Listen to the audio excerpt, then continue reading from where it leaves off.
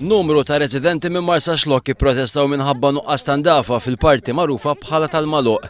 Skont huma dan il-ħmieġ qed isir minn nies barra mir-raħal li fi żmien tas-sajf imorru jikkampjaw hemmhekk.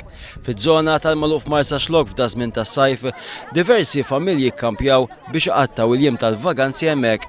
Madankollu r-residenti qed jgħidu li fuq il-post qed isibu ħafna ħmieġ, ħsara fl-inġenji tal-baħar tagħhom. Apparti ħmieġ ieħor.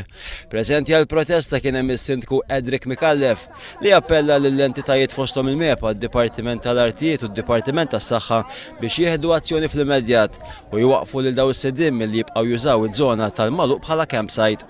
Min-naħa tagħhom is-sidien tal-kampijiet ċaħdu li huma jħallu l-ħmieġ u skont huma il-ħmieġ qed iħalluh dawk in-nies li jmorru jogħmu.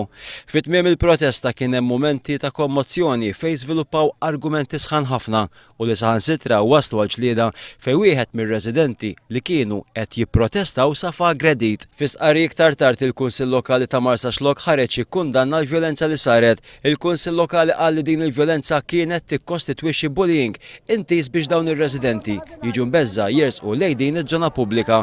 Waqt il-protesta wieħed se jinnota n-nuqqas tal-pulizija minħabba nuqqas ta' riżorsi. Fil-fatt il-pulizija kienu sfurzati jiġu wara illi nqalet il-ġlieda. Ir-residenti il-mentaw magħna li f'dawn l-inħawi qatt ma jkun hemm pulizija u l-assa ta' sikwiet tkun magħluqa.